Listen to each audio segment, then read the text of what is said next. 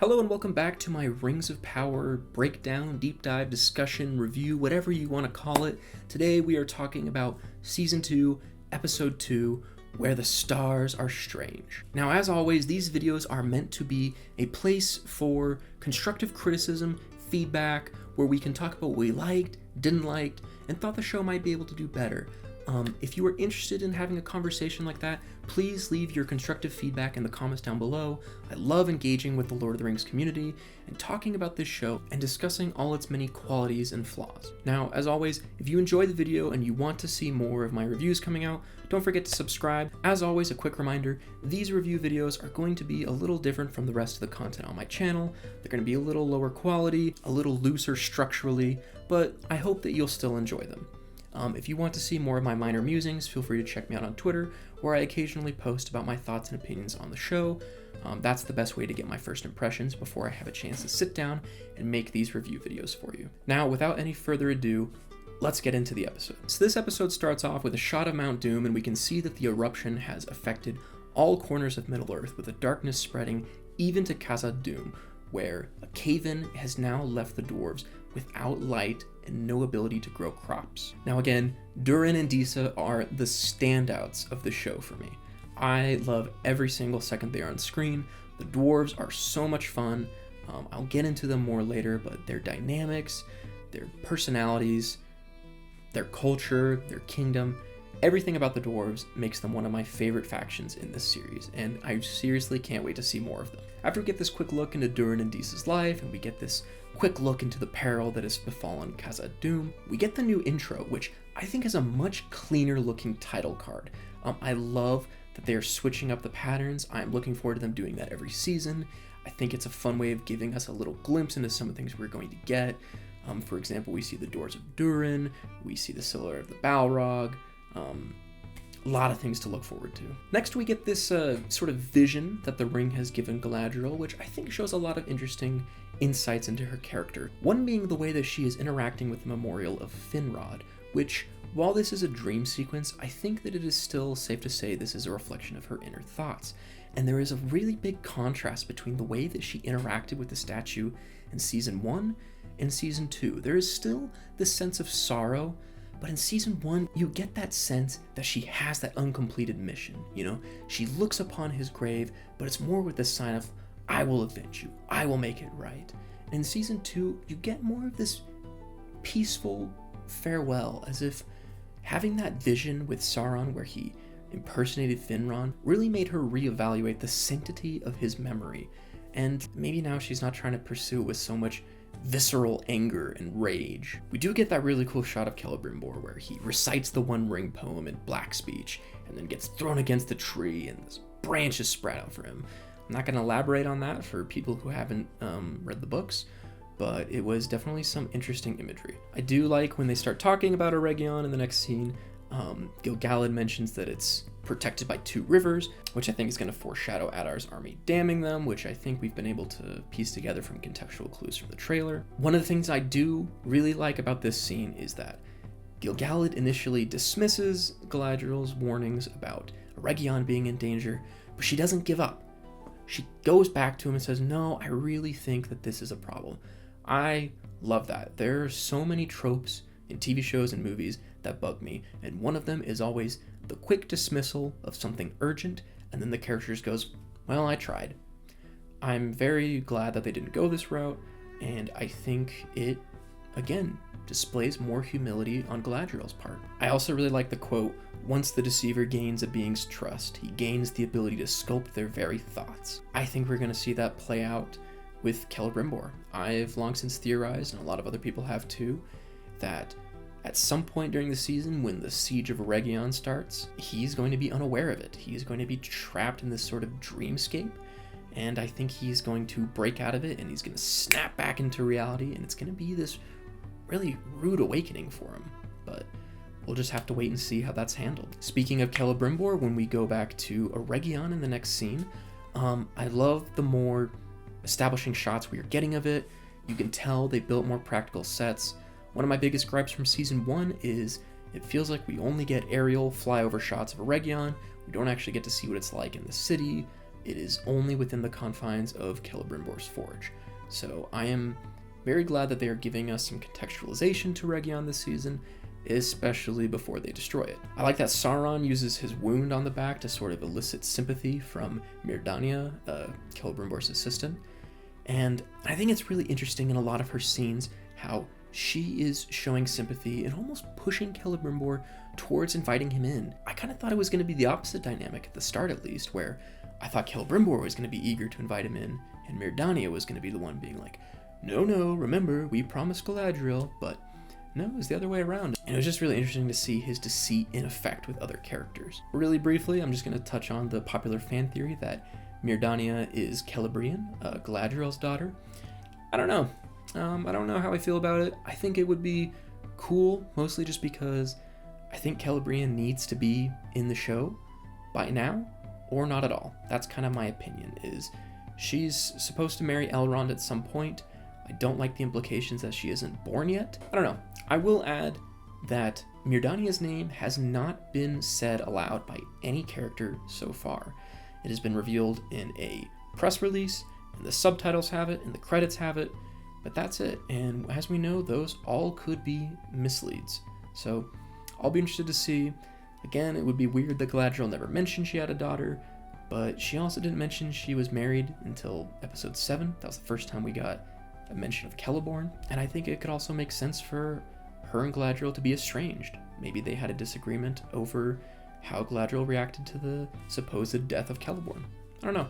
I'll just be keeping an eye on her. I mentioned this a little bit in my last episode review, but we see the messengers who have been killed by the Barrow-wights, presumably, and the shot immediately cuts to Sauron smirking, so I think it's a clear visual illustration that Sauron is the one conjuring the Barrow-wights. When we return to Rhûn, we get the first look at the cult leader, who is giving very hard Saruman impressions. I really don't want it to be Saruman. At this point, I would be okay with the stranger being Gandalf, but if the Dark Wizard is Saruman, I think that might be too much for me, because first of all, Sauron's always kind of been a prick, but he's not supposed to be a villain until the Lord of the Rings. So if they have him there and he's already doing evil stuff and he's already a shady dude, it's going to be hard to imagine a way in which this character becomes the leader of the White Council later down the road. I don't like the implications at all. I think if it is, that would showcase a very narrow understanding of the lore and Saruman on the part of the creators, which so far they haven't demonstrated that ineptitude for it, but I don't know. I'm waiting with bated breath. I've heard some people theorize that this could be a fake wizard and that it's a mortal pretending to be an Istar. Some people have said this could be the Witch King, a cunning sorcerer and king of men. Could be. I don't know. We'll wait to see. I did want to bring up that the Gaudrim, the sort of scavengers that are working for the Dark Wizard, they do mention a curse upon their flesh that they want him to remove. I'm curious what that is. I will keep watch, but I don't know what it could be. Next, we get Nori and the Stranger talking about names. I love the little reference to Fredegar for all my Fatty Bulger fans out there. A lot of the names do seem to indicate that he will become Gandalf. Nori's trying to come up with a name. She mentions Gans as staffs. Seems like we're heading in that direction. The Stranger does say something that is very un-wizard, un-Gandalf, I guess, at least for me, which is the whole nobody can give you a name, it is yours already. That's not how Gandalf works at all. Gandalf lets everybody name him. He has a different name in every different region because he just shows up and they're like, who are you? And he's like, whoever, man. And they're like, all right, we'll call you Tharkun. And he's like, works for me. This could also be a pump fake because you could have him have this whole idea that, no, you can't give anyone a name. It needs to be my name. And then you could have at some point Nori come up with the name Gandalf and have him be like, no, never. And then remember that his real name is Olorin. And then when he comes back to Nori at the end, she'll be like, oh, did you remember what your real name is? And he'll be like, yes, I did. It's Gandalf. And it'll be this heartwarming moment, and the Bear McCreary soundtrack will swell. I didn't mention that in the last episode. Bear McCreary is killing it. His music, insane. Absolutely elevates it from... Yeah. We get another quick segment of Khazad Dum. Don't really have anything to complain about here. Love that we finally got an introduction to Narvi. I'm crossing my fingers that he gets to interact with Celebrimbor. Little worried that his relationship with Annatar is going to get in the way of a possible relationship between Celebrimbor and Narvi. But I want more elf-dwarf friendships, especially if the dwarves are going to, spoiler alert, come and help the elves in Eregion. Because as of right now, Durin is the only one who would have any reason to care about or defend the elves. And we get another cool scene with the Stone Singers. We see that they're unable to reach the mountain. Something is wrong. Then we get the stubbornness of dwarves with the Durins just unwilling to talk to each other. Love their dynamic. I love how petty it is, because last season it ends off on this really tense note, and then you see that, they still love each other. They're still father and son. Love the way that they're going about it. It's a fantastic relationship. Next we get Elrond in the Grey Havens. It's really been sad to see this rift form between Elrond and Galadriel. He is pretty brutal with a lot of things he says to her, which, again, I think is good for her to hear. We saw somebody in season 1 who was headstrong, brazen, didn't accept no for an answer, and we see again she's humble. She says, I do not believe the High King trusts me to do the mission on my own or whatever. And then she says, and I believe him. I agree with him. I think that is such a strong showcase that Galadriel is transforming. Give her time. Morveth Clark is fantastic as Galadriel. I will not accept Galadriel slander on this channel. I will accept critiques and criticisms, but let's keep it peaceful, guys. And let's trust in the process, because this season is showing me that there are some seeds that are growing to fruition. So I think we do need to be patient with the showrunners for some of these things. Fun little note, somebody pointed this on Twitter I saw. When Galadriel says that Sauron played her like a harp, we hear Sauron's theme in the background on a harp. Again, Bear McCreary. Unbeatable. Then we get another good conversation between Elrond and Círdan. I loved the little Easter egg to Rúmil and Daeron. Stuff like that is always really fun, especially when you're like, yeah, these characters knew each other. These guys are old. And the line from Elrond, I wish I could know your peace, I think we're going to see Imladris this season. It seems like Elrond is searching for peace. He's searching for a place of his own. He's feeling lost. I think the season is going to end with him discovering the Valley of Imladris and going, this is a place where I can set up a haven for elves, and I can help them to know peace after the turmoil of the war, especially with all the refugees from Eregion, which will probably make up most of the denizens of Rivendell. And then we get Rune again. We find the shepherd staff at the well. I think it stands to reason that if one of the staffs is there, we're going to see the other staff. It looks like a Gandalf staff, but it also just looks kind of like a wizard staff, so there's no way to know yet. We have them find the well after they almost die of dehydration. There's that kind of annoying scene where the bell starts ringing and Poppy just stares at it and doesn't try to stop it, which is fine. I mean, she's helping. I mean, they probably didn't need 2 people to shovel water into the stranger's mouth, but bell had already started ringing, so I doubt her stopping it in time would have alleviated their danger, especially with how fast the riders showed up. So it's frustrating, it's annoying, but it's ultimately nitpicky and it wouldn't have made a difference. I just want to add that I know the stranger is a controversial character. I know a lot of people whose hopes and dreams are riding on him not being Gandalf. I just want to put it out there, Daniel Wayman is a fantastic actor. I talked about this on Twitter a little while back, which was that if he is Gandalf, this is the only conceivable way they could have done it, because no one would have ever accepted anyone else in the role of Gandalf. Ian McKellen was prolific in the role. He defined it, and that is how many people will probably only ever view the character, as Ian McKellen.